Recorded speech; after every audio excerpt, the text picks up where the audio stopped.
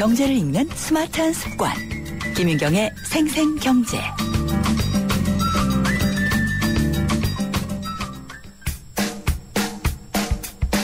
경제 상식과 재미를 매일 한 뼘씩 키워드리는 한뼘 경제. 오늘의 주제는 사람을 닮은 로봇, 휴머노이드 로봇입니다. 지난 2004년 개봉했던 미국 영화 아이로봇은 사람과 로봇이 공존하는 근미래를 다룬 영화인데요. 사람 비슷하게 생긴 로봇들이 집안일 같은 육체 노동을 하면서 전적으로 인간의 편의를 위해 역할을 다하죠. 그런데 영화의 시간적 배경은 바로 2035년, 앞으로 20여 년 후로 그리 멀지 않은 미래죠. 그렇다면 2013년 현재 로봇 기술은 어디까지 와 있을까요? 영화에서처럼 사람과 유사한 외모를 갖고 사람처럼 움직이는 로봇을 휴머노이드 로봇이라고 합니다.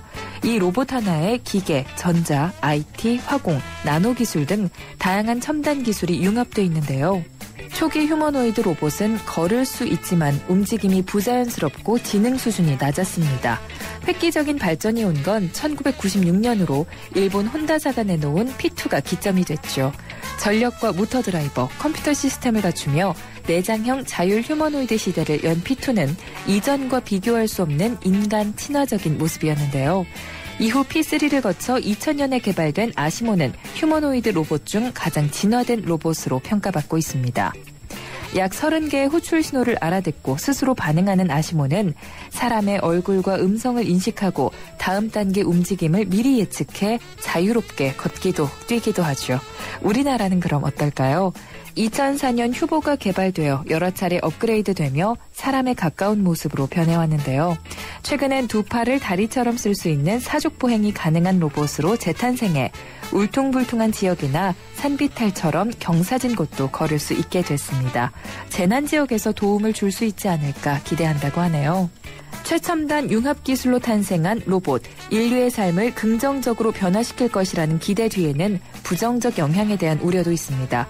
사람과 로봇이 일자리를 두고 치열하게 경쟁하게 될 것이다 예측하는 미래학자들도 있죠. 37년 후인 2050년이면 사람보다 로봇이 더 많아질지도 모른다는 전망도 있는 만큼 애초 사람을 위한 기술로 개발 발전되어 온 것이 로봇이란 사실, 로봇보다 사람이 중심이어야 한다는 걸 과학과 인류가 한시도 잊지 말아야겠습니다.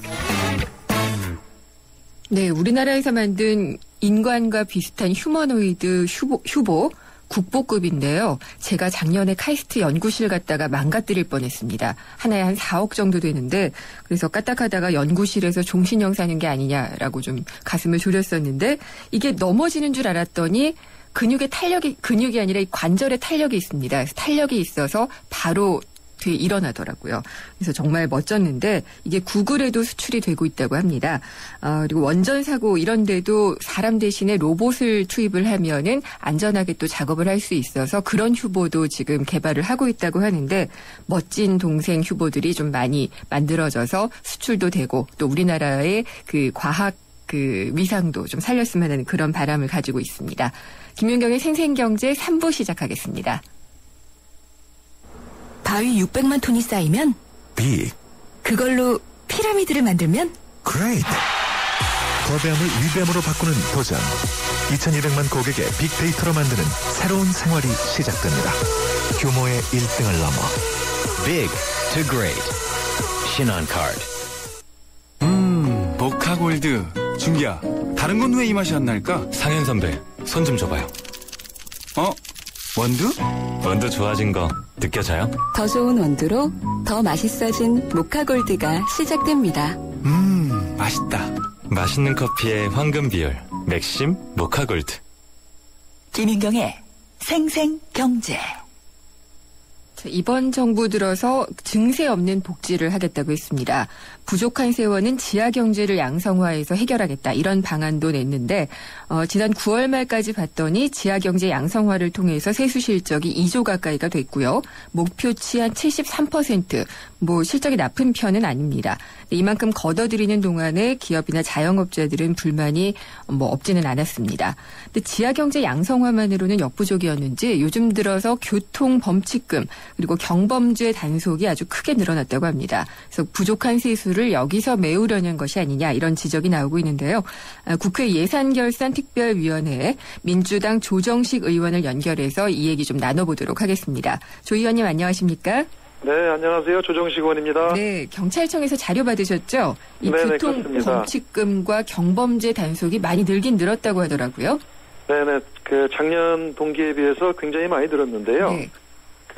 올해 11월까지 교통법칙금에 대한 부과 건수가 280만 건이에요. 네. 270만 건이요. 예.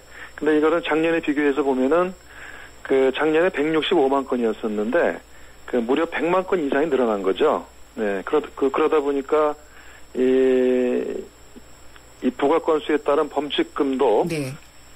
금액이 작년보다 400억이 늘어나서 984억 원이 부과가 됐어요. 예. 네, 그러니까 대폭으로 한 2배가량 늘어난 거죠. 그리고 경범죄 위반도 단속 건수가 폭증을 했는데 작년에는 약 25,800건이었는데 올해는 52,000건이에요. 그러니까 네, 이것도 2배가 늘어난 거죠. 예. 그래서 부과 금액도 2배 이상이 늘어난 21억 6천만 원이 부과가 됐어요. 그러니까 전체적으로 이 교통범칙금과 경범죄에 대한 단속이 작년에 비해서 2배 이상 급증했다는 것은 이게 상당히 좀 의외적이다. 네. 이렇게 말씀을 드릴 수가 있습니다. 네. 그러니까 갑자기 국민들이 운전을 잘못한다든지 어긴다든지 이런 건 아닐 테고요. 네네. 예, 이게 다 세금 걷어들이기 위해서가 아니겠느냐라고 얘기를 할 수밖에 없는 것 같아요.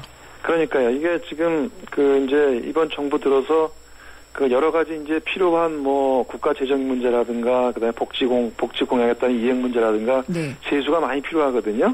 그런데 현 정부에서 증세 없이 이걸 다 해보겠다 이러고 있어요. 그러다 보니까 기존에 있었던 것들에 대한 단속이나 각종 이런 지하경제 양성화 이런 걸 이제 강화를 하면서 막 세게 하고 있는데요. 그러다 보니까 여러 가지 부작용들이 발생을 하는 거죠. 네. 그 부작용이 서민이나 자영업자나 그러니까 이런 일반 국민들에게 이게 과도하게 이 단속도 강화되고 통제도 강화되고 또 세액 부과도 강화되고 이런 아주 안 좋은 일들이 벌어지고 있습니다. 네. 그러니까 갈퀴를 이렇게 긁어서 좀 채워보려는 그런 느낌이 좀 드는 게 사실인데 이게 범칙금당 범칙금이 얼마 그렇게 많지는 않잖아요. 이렇게 해서 세수 부족한 걸 메워봤자 새발의 피가 아니겠느냐 이런 생각도 들기는 해요. 네네네. 그러니까 전체적으로는 지금 국세청이나 관세청이나 경찰이나 아무튼 이 세수를 확보할 수 있는 곳에는 어떻게 보면 총동원력이 떨어진 것 같아요. 예. 그러니까 이번에 이제 교통범칙금과 이제 단속과 관계에서도 보면은 이제 이런 일들이 있었어요. 그러니까 경기도의 어느 경찰서에서는 경찰관의 개인 차량에는 블랙박스 차량이 있는데 그걸 가지고서 위반 차량을 단속을 하는 거예요. 그리고 단속을 많이 했다고 또 해당 직원을 표창도 주고 그런 것도 있고 또는 나무 뒤에 숨어서 캠코더로 이 교차로 꼬리 물게 단속을 했다는 얘기들도 있고 또 어떤 장소에서는 한 장소에 주정차 위반으로 4만 원짜리 딱지를 하루에 3번이나 똑같은 차량에 발부했다는 거예요. 네. 그러니까 이렇게 이게 과잉 단속이 하다 보니까 이게 원성도 많아지고 이거 너무 심한 거 아니냐 이렇게 또 실제로 보면 그리고 대개 이 일반 서민들이나 중산층들이 예컨대 용달 운전자나 택시기사들, 택배 기사들 같은 분들 같은 경우는 하루에 보통 한 7, 8만 원 정도 벌이를 하시거든요. 근데 아무튼 어쨌든 잠깐 실수로 인해서 하루 일당을 다 범칙금을 내야 되는 거예요. 네. 예. 그러다 보니까 이거 교통단속 강화해가지고 서민 호주머니 털고 있다. 이런 원성들이 당연히 나올 수밖에 없는 그런 상황인 거죠. 네. 그러면은 이게 지금 잘못하는 것에 대해서는 또 내야 되는 것은 맞겠지만은. 그렇죠. 예. 과거에 잘못한 것도 아마 샅샅이 좀 뒤지는 모양이더라고요. 네네. 네. 그러니까 이런 교통범칙금 같은 이런 단속이나 이런 부분들은 어쨌든 경찰에서 교통사고도 예방하고 교통법규를 준수하는 그런 노력은 당연히 해야 되는 거거든요. 네. 근데 이것을 몰카까지 동원해서 과잉 단속을 한다라든가 범칙금과 처벌을 강화한다라든가 이걸 통해서 이 서민과 중산층에 고통을 주는 방식은 그러니까 이건 당연히 좀 문제가 있는 거죠. 네. 그리고 그 다음에 이제 예컨대 그 세무조사 같은 경우도 그 예전에는 부과하지 않던 부분들까지 이제는 뭐 다 아마 부과하는 식으로 그걸 전방위적으로 확대를 하면서 도리어 그 서민과 중산층과 자영업자들 이런 분들한테 상당히 고통으로 가중되는 게 지금 여러 가지 문제점들이 있는 것 같습니다. 네. 그것도 일종의 증세잖아요. 그렇죠. 예, 어떻게 보면은 이제 바닥에서 증세를 하는 거나 마찬가지죠. 네, 예, 그래서 저는 이게 눈 가리고 아웅이 아닌가 이런 네네. 식으로 증세를 간접적으로 뭐 네. 일부 직접적이기도 하죠. 이렇게 네네. 하고 있는데 의원님 보시기에는 그러면은 이렇게 그 서민들 지갑 털 것이 아니라 어떻게 해야지 된다 뭐 이런 보관을 가지고 계신가요? 그러니까 현재 이제 그 우리나라가 굉장히 세수 부족 사태가 좀 심각한 편입니다. 네. 저도 이제 기획지정위원회와 그 예산결산위원회에서 이 문제를 지적도 했고 이걸 자세히 좀 들여다 보니까요. 지금 우리 대한민국의 국가 재정이 계속 악화되고 있어요. 네. 그리고 그 국가 채무, 그러니까 중앙정부의 채무와 그 공공기관, 공기업 부채를 합하면 지금 1,000조 원에 육박을 해요. 그리고 앞으로 박근혜 정부가 이제 마무리된 2017년도에는 1,200조를 넘어서게 돼 있어요. 지금. 이건 정부의 공식 통계 자료거든요. 근데 그 이러한 세수 부족 문제가 근본적으로 발생한 것은 그러니까 지난 그 이명박 정부 시절에 그 일종의 이제 고소득층과 대기업에 대한 소위 말하는 부자 감세를 네. 이렇게 대대적으로 해줬어요. 네. 그러니까 2008년도에 전 세계적으로 그 글로벌 금융위기가 왔을 때 그 각 나라들이 다 심지어 미국조차도 그 부자 증세를 하면서 정부에 부족한 그 재정들을 이렇게 좀 확보하는 노력들을 했었거든요. 근데 당시 우리나라는 이게 법인세나 소득세나 종부세 이런 부분들을 거꾸로 갔습니다. 예. 감면하는 식으로. 이제 그러면서 지난 5년 동안에 이 부자 감세로 약 한 70조 원에서 80조 원의 세수가 감소한 것으로 이렇게 보고 있어요. 지난 정부 그러다 때 보니까 말씀이신가요?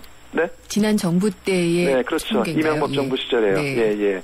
그래서 그러니까 이제 야당을 비롯해서 많은 전문가들은 그러한 부자 감세를 좀 일부를 철회를 해서 정상화시켜서 세수를 확보를 하고 그거를 통해서 조세 공평성도 기하고 또 그 걷어들인 세수로 그 복지 비용이라든가 경기 활성화를 위한 지정 투자에 써야 된다. 이렇게 하고 있는 건데 여전히 그런 부분들은 그냥 그대로 딱 그냥 다시 정상으로 돌리지 않고 네. 세수를 확보하겠다고 하면서 도리어 서민이나 중산층에 대한 호주머니 털기식으로 이게 지금 가고 있는 겁니다. 네. 예. 그런 데서 이게 뭔가 이 조세 구조나 이 세입에 대한 방식들이 이게 자꾸 갈수록 문제가 좀 발생하고 있다. 이렇게 말씀드릴 수 있는 거죠. 네, 지금 말씀하신 거는 지난 정부 때 줬던 부자들에 대한 사실상의 감세 혜택들을 없애는 방식의 그 세수 확보를 얘기를 하셨는데요. 네네. 그거 말고 이제 뭐 또 더 가진 사람들에게는 더 낼 수 있도록 하는 부자 증세도 얘기가 되고 있잖아요. 그러니까 예. 그 부자 감세를 철회해야 된다 이 얘기죠. 예, 그러니까 지금 감세를 철회하는 식의 증세만 주장을 하고 계신 건가요? 그렇죠. 네. 그게 이제 일단은 예. 가장 빠른 방법이라는 거죠. 네. 예. 뭐 이 정부에서 뭐 비과세나 감면 조치를 많이 없앤다고 하는데 좀 구체적인 것들은 안 나오는 것 같기도 하고요. 그러니까 비과세 감면 조치도 있는데요. 네. 거기서 비과세 감면 조치에 보면은 근데 사실 비과세 감면 조치에서도 물론 이제 대기업이 혜택을 가졌던 그 감면 조치를 하는 것들도 있는데 중소자영업자나 또 서민층에 대한 비과세 감면을 없애겠다는 것들이 있어요. 네. 그러니까 예를 들어서 음식점이라든가, 음식점에 대한 비과세 감면을 대폭 줄이겠다라든가, 또는 폐자원 활용업체, 고물상이죠. 예. 이제 그런 데에 대해서도 비과세 감면을 없애겠다. 근데 그렇게 되면 그거는 사실은 중소자영업 하시는 분들에 대한 세부 부담이 대폭 또 강화되는 식으로 이게 발생할 수가 있거든요. 네. 예. 게다가 또 가려서 봐야죠. 네. 그리고 또 내년부터 교육비나 의료비가 세액공제로 바뀌잖아요. 이것도 네네, 또 서민들에게는 또 타격이 될 것 같아요. 네네.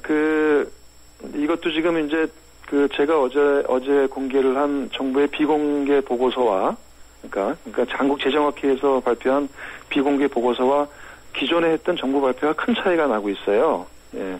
그러니까 정부에서는 이 교육비나 의료비, 보험료 등을 소득공제에서 세액공제로 바꾸면서 그 서민층에게는 별 부담이 없다 이런 얘기를 했는데 네. 이 한국재정학회에서 정부의 용역을 받아서 낸 비공개 보고서에 따르면은 그 교육비의 경우에는 그 8,050억 원이 늘어나게 됩니다. 그래서 가구당 평균 3만 원이 늘고요.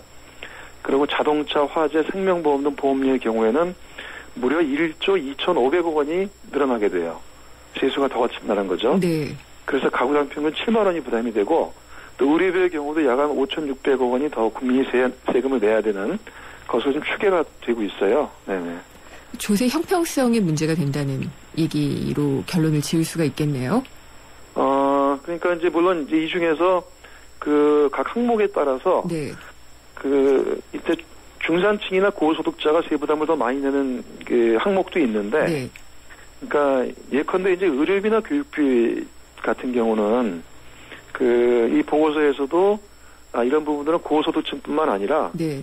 그 상당히 넓은 소득층에서 세부담이 증가한다 이렇게 얘기를 하고 있어요. 네. 그래서 특히 이제 보험 그 예컨대 이제 그 문제가 될 수 있는 보험료의 경우에는 서민과 중산층 이거를 세액공제 방식으로 바꿨을 때 네. 서민과 중산층의 세부담도 같이 늘어난다는 거죠. 예, 이런 부분은 문제가 있는 거죠. 그러면 그 부분은 어떻게 고치면 좋을까요? 이제 그래서 이런 부분들에 대해서는 네. 이제 굳이 소득공제를 세액공제로 만약에 전환을 하겠다고 하면, 네. 그러니까 고소득자에 대해서만 세액공제로 바꾸고 그 다음에 그렇지 않은 경우에 대해서 이것들을 좀 다시 한번 좀 정밀하게 설계를 다시 하는 게 좋겠다. 좀 이런 네. 겁니다. 네. 정밀하게 설계를 다시 하려면은 그 절차상으로는 어떻게 해야지 될까요? 그러면은 이거는 예. 이제 어쨌든 정부에서 이 세수 추계에 대한 부분들을 예. 다시 좀 따져 묻고 있는 중인데요. 네. 지금 정부가 낸 일종의 이제 소득세법 개정안에 대한 네. 세부 항목들이 있어요. 예. 세부 항목들을 가지고서 다시 추계를 해서 구간 조정들을 다시 해야 되겠죠. 네. 국회에서 가능한 일이겠죠? 네네, 그렇습니다. 네. 이런 부분이 좀 조정될 수 있었으면 하는 바람을 좀 가져봅니다. 예. 네네. 지금까지 말씀 감사드립니다. 네네, 고맙습니다. 국회 예산결산특별위원회 민주당 조정식 의원이었습니다. 나 강동원 언제 어디서나 아메리카노를 마신다. 루카를 마신다.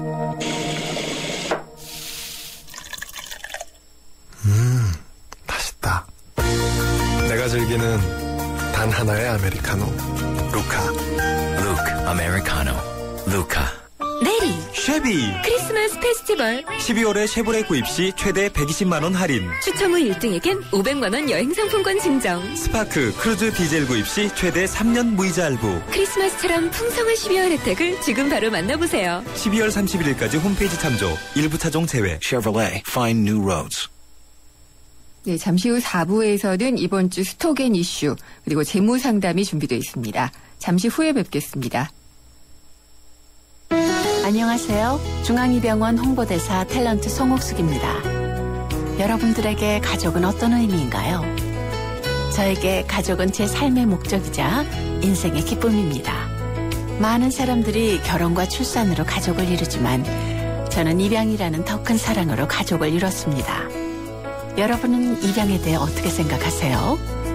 입양은 칭찬받아야 할 봉사나 희생이 아니라 축하받아야 할 소중한 가족의 탄생입니다. 입양은 가족의 또 다른 이름이자 축복입니다. 이 캠페인은 재단법인 중앙입양원과 함께합니다. 살아있는 뉴스 깨어있는 방송 한국의 뉴스 채널 YTN 뉴스 FM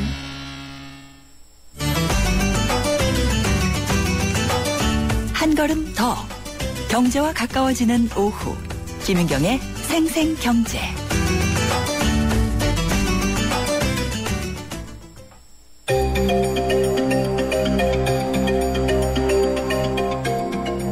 이번 정부 출범할 때 증세는 없다라고 못 박았습니다.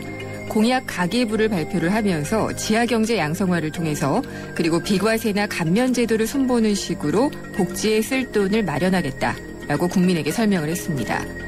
의무적으로 지출해야 될 돈도 늘고 있고 또 복지 지출도 늘려야 되는데 비현실적이다 이런 지적이 빗발쳤지만 정부의 셈법을 믿어보는 도리밖에 없었죠.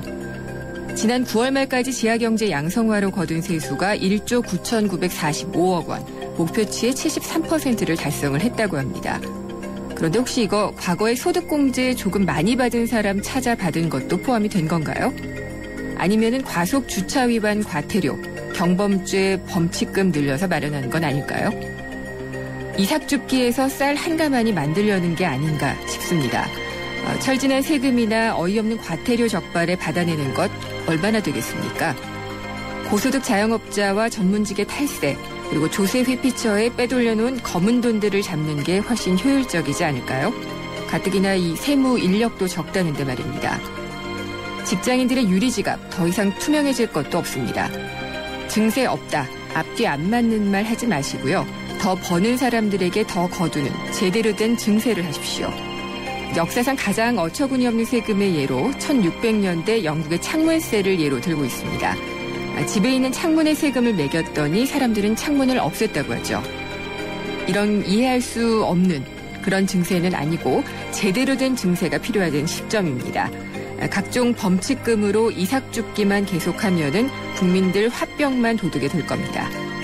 이상 김윤경의 직구 본색이었습니다.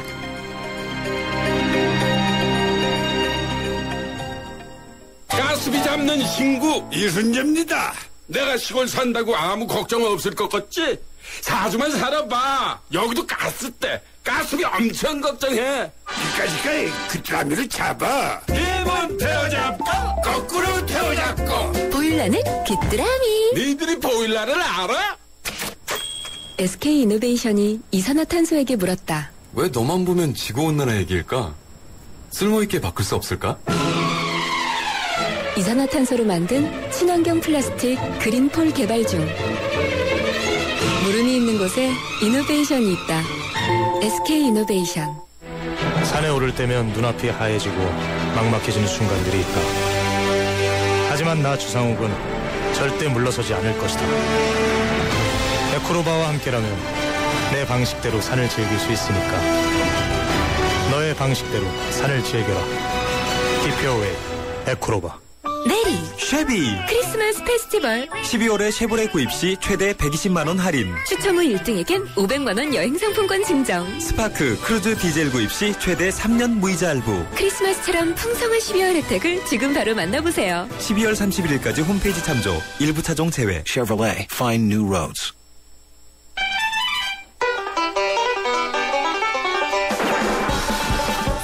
재테크 정보 듣다 보면 어느새 터득되는 재테크 가이드. 세상의 베이스가 되다 포스코 협찬으로 김윤경의 생생경제 4부 시작했습니다. 4부에서는 이번 주 스톡앤 이슈와 재무 상담이 준비되어 있는데요. 먼저 이번 주 스톡앤 이슈부터 진행을 하겠습니다. KTB 투자증권의 최현기 이코노미스트가 전화로 연결돼 있습니다. 안녕하십니까? 예, 안녕하세요. 네. 이 미국의 경기 지표가 회복세를 보이면은 양적 완화 축소 시기가 앞당겨진다. 그래서 또 우려를 해서 증시에서는 악재로 작용을 하곤 하는데 지난 주말에 발표된 고용 지표에는 그런 반응은 없었던 것 같아요. 네, 그렇습니다. 그러니까 지난주 중반까지 사실상 이제 12월 접어들면서 미국의 경제 지표는 상당히 좋은 모습을 보여왔었거든요. ISM 제조업 지수, 뭐 신규 주택 판매라든가, 뭐 3분기 GDP 성장률도 좀 상향 조정됐고, 네, 그럼에도 불구하고 이제 이러한 그 경제 지표의 개선세가 좀 장기적으로 보면 이제 증시의 레벨업 을 할 수 있는 어떤 모멘텀임에도 불구하고 말씀하신 대로 단기적으로는 연준의 양적 완화 축소 가능성을 높인다는 점에서 좀 시장의 좀 부정적인 요인으로 좀 작용을 했었습니다. 결국에 이제 시장의 근본적인 우려가 아직은 좀 미국의 경제 지표 회복세가 테이퍼링을 견뎌낼 만큼의 어떤 강한 회복세는 아니다라는 점과 결국에는 테이퍼링이 시행 이후에는 미국을 비롯한 주요국 경기 회복세가 계속적으로 진행될 수 있을까 하는 어떤 의구심에 좀 기인하고 있었기 때문인데요. 다만 이제 이러한 흐름이 이제 주말에 어떤 고용 지표라든가 소비 심리가 개선되면서 좀 테이퍼링 우려에 눌려 있었던 증시가 이러한 그 경기 모멘텀에 반응하면서 좀 강한 반등세를 보였습니다. 뭐 그러한 영향으로 국내 그 코스피 지수도 지난 주말에 2,000선을 내주면서 좀 하락 마감을 했는데 금일 다시 2,000선을 회복하면서 마감을 한 것도 아무래도 이제 경기 회복세가 테이퍼링 우려를 좀 극복해 나가는 어떤 그러한 기대감이 좀 작용한 것이 아닌가라고 좀 보고 있습니다. 일단 체력이 좋아졌으니까 뭐 예. 이런 것 좀 걷어들여도 좀 괜찮다. 뭐 이런 것도 있을 것 같고 일종에는 또 증시에서 맷집이 생긴 게 아닐까 이런 생각도 좀 들어요.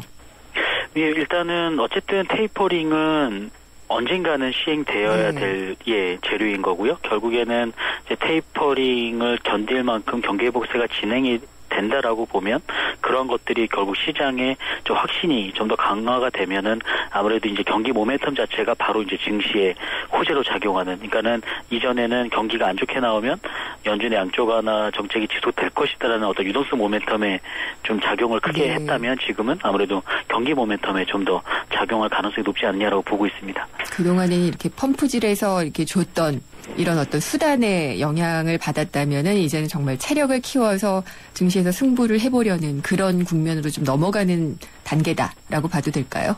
예. 정확하게 지적하신 대로 그렇게 보는 게 맞는 것 같습니다. 예, 그래도 또 이번 주에 또 여러 가지 이슈들이 있어서 이런 것들을 좀 지켜보면서 또 등락이 있지 않을까 싶은데 미국에서는 어떤 게 있죠?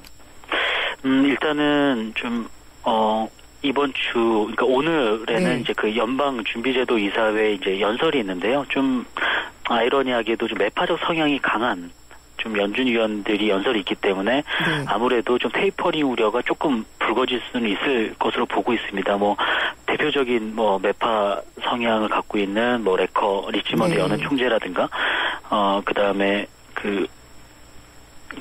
블러드 총재 이런 사람들의 연설이 있기 때문에 아무래도 단기적으로는 좀 테이퍼링 우려가 좀 불거질 수 있을 것 같고요.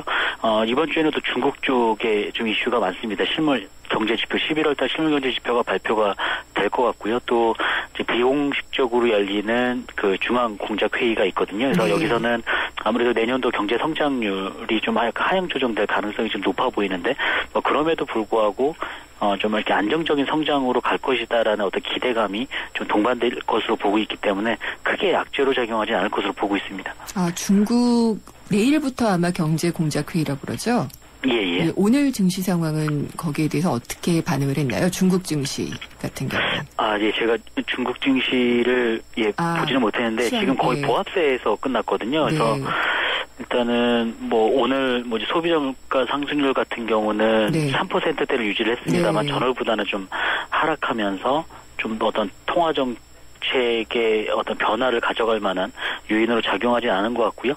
일단은 뭐 공작 회의에서도 물론 이전부터 지금 그 정부 목표 그 경제 성장률이 낮춰진다는 얘기들이 많이 나왔고 실질적으로 경험상 그 실질적인 중국의 성장률은 항상 목표치를 상회했었거든요. 그래서 뭐 그런 측면에서 봤을 때 이번에 뭐 설사 7.5%에서 7% 낮아진다 하더라도 어떤 중국의 경착륙 우려가 높아지거나 뭐 이런 정도의 어떤 충격이 오지는 않을 것으로 보고 있습니다. 네, 오늘 상해 증시 올랐네요. 0.05%.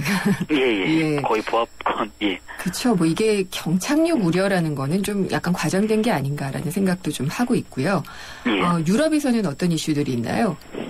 유럽에서는 이제 그 유로존 재무장관 회의가 이제 이틀간 열리게 되는데요. 일단 뭐 계속적으로 이제 숙제가 남아있는 그리스라든가 키프로스 구제금융 프로그램에 대한 어떤 재검토가 좀 이루어질 것으로 보고 있고요. 여기에 이제 그 유로존 은행권 단일 청산 시스템 마련 방안 이런 것들도 좀 논의가 될 것 같습니다. 아무래도 이제 독일 연정 구성이 마무리되는 그런 시점에 있기 때문에 이러한 어떤 유로존 재정 위기를 효과적으로 차단하기 위한 어떤 방합의 구축에 대한 좀 논의가 조금 더 활발하게 이루어질 것으로 보고 있고요.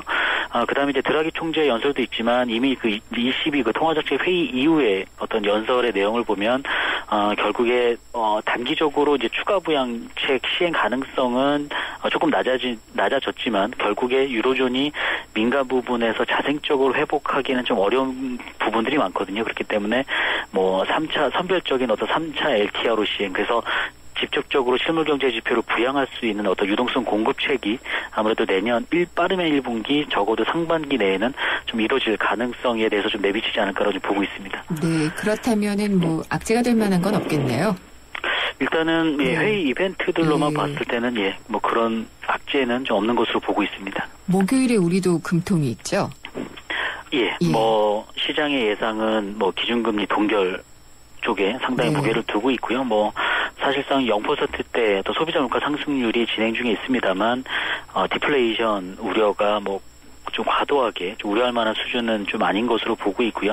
결국에는 뭐 올해 뭐 1% 초반이겠습니다만 내년에는 뭐 기저효과라든가 뭐 최근에 이제 뭐 공공요금 인상한 부분들 그리고 뭐 상품 가격이 올라간다는 부분 뭐 이런 것들을 감안한다면 내년에 다시 2%대 초중반의 어떤 물가 상승률이 기록할 가능성이 높고 또 실물 경기의 지표는 어떤 수출 경기를 중심으로 좀 회복세가 진행이 되고 있기 때문에 뭐 당장에 뭐 금리를 인하한다거나 인상하는 어떤 통화 정책의 변화를 주지는 않을 것으로 보고 있습니다. 네.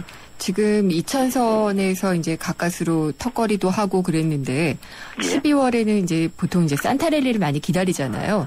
근데 그럴 만한 그런 게 있을까요? 기대감을 걸어봐도 될까요? 일단은 2차선에서의 어떤 하방 경직성이 확보될 것으로는 보고 있습니다. 하지만 일단 좀 이렇게 확인해야 될 허들이 좀 많기 때문에 당장에 이제 뭐 다음 주에 FOMC 회의 결과도 좀 지켜봐야 할 것 같고요. 또 이제 연말에 가면 이제 과연 연말 소비 실적에 대한 미국 쪽에 소비 실적에 대한 어떤 평가도 좀 확인을 해봐야 되는 부분들이 있기 때문에 그런 부분들에 있었을 때 외국인이 과연 지난 8월과 그 10월 사이에 있었던 집중적인 순매수 기간이 12월 달에 나타날까에 대한 좀 상당히 좀 의구심이 좀 있고요. 사실상 좀 중순 이후에는 좀 여러 가지 어떤 거래가 좀 다소 한산하게 좀 이루어질 가능성이 높다라고 보고 있기 때문에 일단은 뭐 12월 한 달 자체를 뭐 지난주에도 말씀드렸다시피 이제 포트폴리오 조정 구간이라고 보고 있거든요.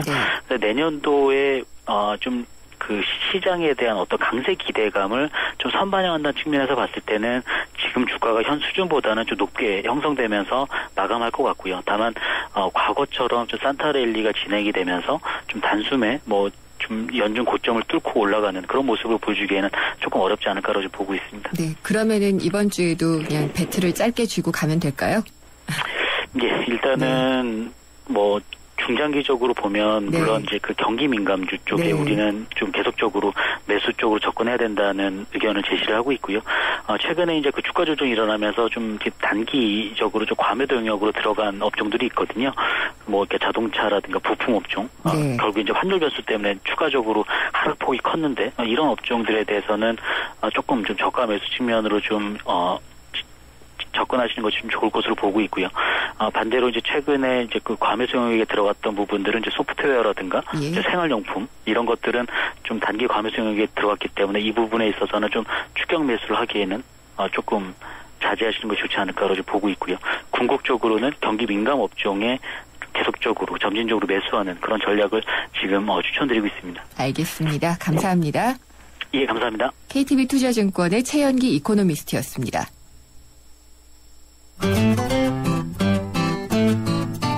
생생경제를 다양하게 만나는 방법. YTN 라디오 앱 예스와 웹사이트 김윤경의 생생경제 또는 트위터 YTN_이코노미로 실시간 듣기와 다시 듣기를 하실 수 있고 방송 내용에 대한 문의와 의견을 주실 수 있습니다.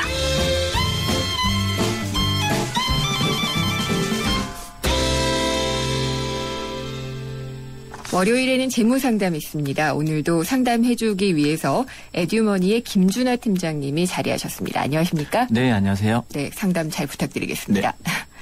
5428님인데요. 제가 6개월간 300만 원씩 프리랜서로 받으면서 일을 했습니다. 작년에도 그랬고요. 그래서 지난달 11월에 지역가입자 국민연금을 내라고 했다고 해요. 근데 제가 이번 달부로 취직을 했는데 그러면은 그동안 내라고 온 거는 안 내고 회사에서만 내도 되는 건가요? 라고 얘기를 하셨어요. 네, 사실 결론부터 좀 말씀드리면요.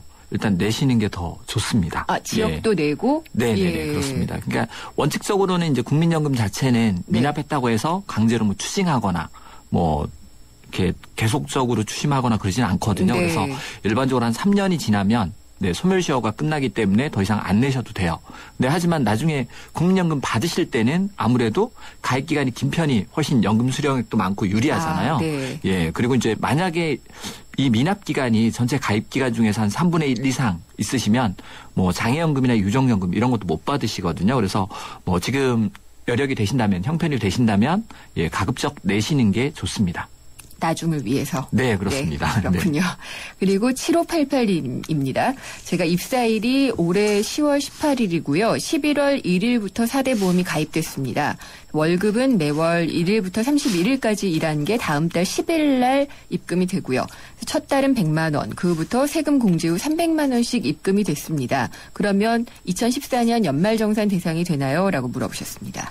네, 일단 뭐 연말정산이라는 거는 뭐 1년 동안에 이제 네. 내신 근로소득에 대해서 이건 이제 매달 내기 때문에 이건 이제 연말에 한꺼번에 정산하는 네. 거거든요. 그래서 뭐 이달 올해에 근로소득이 있으시기 때문에 당연히 이제 정산은 되십니다. 한 달이라도 받으면은 연말정산할 수 있는 거죠. 한 번이라도 받으신 적이 있다라고 하면 네. 소득공제 대상이 되십니다. 네. 다들 연말정산을 기다리면서 이거 왜 하는 거지라고 근본적인 물음을 표하시는 분들이 있어요. 네, 일단 뭐 연말정산하면 내가 이제 매달 얼마씩 돈을 낸다. 그러니까 월급을 받으면 세금을 내게 되잖아요. 네. 근데 이 세금을 이제 딱 정하지 않고 그냥 전년도 소득 기준으로 나눠서 12분의 1씩 냅니다. 그다음에 이제 한꺼번에 이제 그 해에 내가 번 돈이 얼마냐. 그 중에서 공제 받을 수 있는 금액이 얼마냐. 요거 계산하고 난 다음에 나머지 가지고 세금을 계산하거든요. 그래서 이제 만약에 내가 낸 세금보다 실제 내야 될 세금이 적다. 그러면 연말정산을 통해서 돌려받는 거고 네. 그 반대의 경우라면 다시 더 내야 되는 거고요. 그렇죠. 그래서 일단 먼저 떼간 세금은 지난해 걸로 기준으로 가져갔으니까 그렇습니다. 올해 내가 조금 내도 되면 돌려받는. 그게 이제 연말정산이죠. 네. 아, 정산해서 좀 받았으면 좋겠는데. 근데 올해 연말정산은 더 불리해졌다, 직장인들에게. 이런 얘기 많이 하잖아요. 네. 예, 어떤 것들 좀 눈여겨보면 될까요? 일단 좀 가장 특이한 거는 그동안 이제 신용카드에 대한 소득공제가 많이 축소가 됐습니다. 네. 그래서 과거에는 이제 신용카드 소득공제를 20%, 그러니까 25%가 초과한 20%에 대해서 그 소득공제를 했었는데 이제는 바뀌어가지고 15%로 줄었습니다. 네. 근데 그거 준 대신에 현금 영수증이나 체크카드 이런 소득공제율은 오히려 20%에서 30% 늘었습니다. 예, 그리고 이제 또 만약에 대중교통을 이용해서 이제 출퇴근을 하실 경우에 네. 대중교통비에 대한 소득공제가 최대 이제 100만 원까지 소득공제가 좀 가능합니다. 그리고 올 중간쯤에 얘기가 나왔던 게 이제 월세 소득공제라고 해서 이거는 이제 5천만 원 이하 무주택 세대주. 작년까지는 이제 월세 총액의 40%까지 소득공제가 가능했는데 올해는 이제 50%로 비율이 늘어났습니다. 네. 그다음에 이제 한부모 가족 공제가 또 신설됐는데요. 이 경우에는 이제 한부모 가족 공제가 100만 원의 소득공제가 가능합니다. 다만 이제 기존에는 이제 부녀자 공제라고 해서요. 이렇게 네, 예, 있어요. 분여자 공제 50만 원 할인이거든요. 요거하고 중복되지는 않습니다. 그래서 둘 중에 하나 유리한 걸 선택하셔야 됩니다. 그거는 자신의 소득이나 이런 걸 보고 따져봐야지 되겠네요. 가급적이면 그러니까 두 가지 요건이 해당된다라고 하면 100만 원 소득공제 받는 게 유리하겠죠. 알겠습니다. 다음은 연대보증 얘기를 물어보셨는데요. 6119님, 연대보증을 잘못 써서 가정이 파탄날 지경입니다. 그래서 이모님 연대보증을 서드렸는데 잘못되어서 월급이 6개월째 가압류 상태고 연대보증 미납은 이자를 포함해서 모두 6,600만 원 정도고 은행 대출이 2,600만 원 정도 있습니다. 월급은 세전으로 원 220만 원 정도를 받는다고 하는데 상여로 나오는 돈이 좀 많아서 연봉으로 따지면 4천에서 5천 사이라고 하고요. 어떻게 하면 좋은지 좀 알려주세요라고 하셨나요? 네, 사실 이게 연대보증 자체가 이제 2012년 5월부터 은행권 연대보증은 폐지가 됐고요. 그 이후로 이제 올해 2013년 7월부터는 이금융권 연대보증이 폐지가 됐습니다. 사실 연대보증 같은 경우는 일반 보증하고 차이가 굉장히 크거든요. 그러니까 거의 연대보증하면 돈을 빌린 것, 대출 받은 거하고 똑같습니다. 이유는 연대보증 채무는 일반적인 보증하고 달리 이제 법률적 용어로 최고 및 검색의 항변권이 없다라고 얘기를 하는데 이 얘기는 이제 만약에 연체가 됐을 때 일반 보증 같은 경우는 우선 돈을 빌린 사람한테 채권 추심을 하고 이 사람이 전혀 못 받는다는 게 증명이 돼야만 보증인한테 청구가 가능합니다. 근데 연대보증은 만약에 연체가 됐다 그러면 채무자, 보증인 둘 중에서 채권자가 받기 편한 쪽에, 받기 쉬운 쪽에 청구를 하면 되기 때문에 뭐 거의 굉장히 그 채무자하고 똑같은 지위가 되고요. 또 한 가지는 분할의 이익이라고 해서 보증인이 몇 사람 있으면 나는 그거 중에 일부만 이렇게 부담하면 네. 보통 되는데 연대보증은 보증인이 몇 명이든지 상관없이 채무자 보증인 한 사람이 전체 채권액 전체를 다 부담을 하셔야 됩니다. 예, 그렇기 때문에 지금 금융권에서도 이런 것들은 규제를 하고 있는 추세입니다. 네. 대부업체 같은 경우에는 지금 하고 있나요? 대부업체 같은 경우는 이제 올해 7월부터 상위 20개, 5개 대부업체 뭐 아시는 회사들일 겁니다. 이런 쪽은 원칙적으로 금지하겠다라고 했는데요. 이제 법률적으로 금지가 되어 있지는 않습니다. 금지할 수는 없네요. 예, 그리고 우리나라 대부업체가 뭐 10,000개가 넘는데 그 중에서 뭐 5개 정도만 금지가 된 거니까 그렇게 실익이 있다라고 보기는 좀 어렵겠죠. 그렇군요. 그러면은 이 문의하신 6119님 같은 경우에는 연대보증 때문에 지금 가압류당하고 그러셨는데 어떻게 이 문제를 해결을 하면 좋을까요? 제가 말씀드린 대로 연대보증도 채무자하고 동일한 의무를 지기 때문에 뭐 이렇게 특별하게 보증 채무라고 해서 뭔가 감면되고 이런 규정은 없습니다. 그래서 그렇지만 문제는 이제 이분이 급여가 가압류된 상태이기 때문에 당장 생활에도 큰 지장이 있을 것 같아요. 그래서 빨리 채무 조정 방법을 찾으셔야 되는데 일단은 변제 가능한 재산이 있는지 이걸 좀 확인하셔야 될 것 같고 만약에 그 재산이 있다라고 하면 그거 처분해서 상환을 하셔야 돼요. 만약에 이제 그렇다고 하더라도 법원에서 최소한 3,400만 원까지는 보유할 수 있기 때문에 예, 어느 정도 재산 처분해서 빚을 갚으셔야 되고 만약에 그 후에 빚이 또 남아 있다. 그러면 이분이 이제 한 220만 원 정도 소득이 있기 때문에 법원에 이제 개인 회생 이런 걸 신청할 수 있습니다. 그래서 개인 회생 신청하시게 되면 이분이 이제 자녀 포함해서 3인 가족이잖아요. 그래서 3인 가족 최저 생계비 인정되는 금액이 189만 원입니다. 그래서 급여 220만 원에서 189만 원 뺀 31만 원. 이것을 앞으로 5년간 갚으시면 총 한 1,800만 원 정도 갚거든요. 이럴 경우 이제 나머지 채무에 대해서 면책을 받으실 수 있습니다. 그래서 지금 현재 재산 상황이라든지 소득 상황 이런 것들을 가지고 종합적으로 검토를 하셔야 될 것 같고요. 아내분하고 좀 다툼이 있으실 것 같은데 아내분하고도 얘기를 좀 해서 풀으셔야 될 것 같아요. 그냥 빨리 해결하려고 하다 보면 오히려 더 큰 문제, 뭐 돈을 또 빌려서 갚게 되는 이런 문제까지가 될 수 있기 때문에 아내분하고도 조금 얘기를 하시고 전문가 조언을 좀 받아보시고 이런 것들 좀 같이 하셔야 될 것 같습니다. 네, 좀 열심히 번 돈 그리고 현명하게 사용하는 방법을 알려드리는 재무 상담하고 있는데요. 단문은 50원, 장문은 100원의 휴대폰 문자 메시지 샵의 0945로 문의를 하시거나 YTN 라디오의 앱 그리고 또 YTN 생생경제 프로그램 웹사이트에서 실시간으로 참여 메시지나 상담 내용을 올려주시면 됩니다. 그 다음 질문 저도 궁금한 건데 7018님이에요. 초등학교 5학년짜린 딸이 하나 있는데 거울도 많이 보고 그러면서 용돈을 더 달라고 한답니다. 그래서 일주일에 10,000원, 한 달에 40,000원씩 주고 있는데 준비물은 다 엄마가 사주는 것 같고요. 근데 부족하다라고 얘기를 하는데 딸아이에게 어떻게 용돈을 관리하는지를 알려주고 싶은데 조언을 해 주십시오라고 하셨어요. 네, 사실 이제 용돈 가장 많이 듣는 질문이 초등학생 용돈 얼마나 주면 좋으냐. 네, 얼마 이런 것들인데요. 사실 정답은 없습니다. 가장 중요한 방법은요. 용돈 액수를 부모하고 자녀분이 같이 정해야 됩니다. 그래서 한 달 동안 아이가 용돈을 얼마 쓰고 싶은지 그리고 어떤 항목을 쓰고 싶은지 이런 것들 다 정해서 뭐 욕구 지출, 필수 지출 이런 거 좀 나눠가지고 얼마 정도 정하고 거기에 한 30% 정도 더해서 용돈을 좀 정하고요.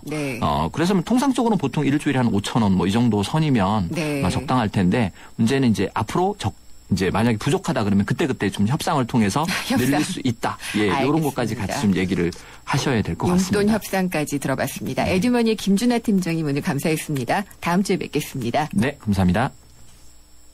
서경석과 함께 공무원 시험 합격은 에듀윌, 공인중개사 합격도 에듀윌, 사회복지사 합격, 주택관리사 합격, 우리 모두 다 같이 에듀윌. 자격증 공무원 전문교육 에듀윌, 합격은 에듀윌. 침대는 과학이다. 침대과학 50년이 이룬 세계 최고 기술력.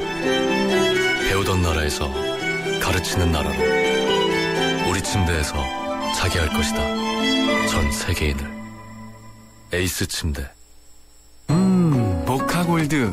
준기야, 다른 건 왜 이 맛이 안 날까? 상현 선배, 손 좀 줘봐요. 원두? 원두 좋아진 거 느껴져요? 더 좋은 원두로 더 맛있어진 모카골드가 시작됩니다. 맛있다. 맛있는 커피의 황금 비율. 맥심 모카골드. 온 동네 맛있다고 소문난대. 최신 김치 냉장고. 모든 제품 다 보고 비교했지. 역시나 하이마트. 김치 냉장고 하이마트. 최신 김치 냉장고 잘 사려면 하이마트로 가요. 인간의 골격은 자기 체중의 20배가 넘는 충격을 견뎌낸다. 제네시스, 인간의 강인함에 도전하다. 지옥의 서킷, 니르브르크링에서. Human Performance, Genesis. New thinking, new possibilities. 현대자동차. 네, 오늘 새로 선보인 순서가 있었는데 혹시 아셨나요? 4부 앞머리에 보내드린 김윤경의 직구 본색이었습니다. 제가 알고 보면 은근히 직구 본색을 갖고 있거든요. 그래서 오늘은 세수 관련해서 얘기를 해봤는데 하루 한 토막씩 꼭 얘기하고 넘어가야지 될 문제, 또 여러분과 함께 생각해보는 시간으로 마련을 하려고 합니다. 관심 부탁드리고요. 이 얘기는 했으면 좋겠다 싶으면은 얘기를 해주셔도 좋습니다. 오늘 순서 여기서 마치고요. 내일 찾아뵙겠습니다. 김윤경이었습니다.